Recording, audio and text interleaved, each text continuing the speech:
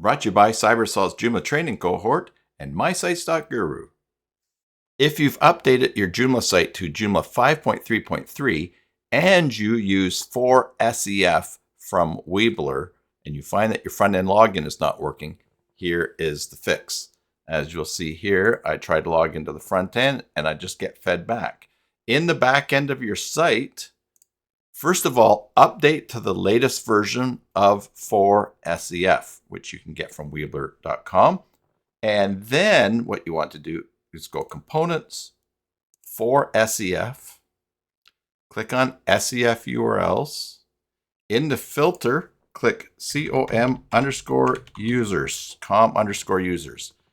Select all of the URLs that come up with this filter and then delete with duplicates. Once you've deleted all of those, and then go and refresh your site, go ahead and try your login again.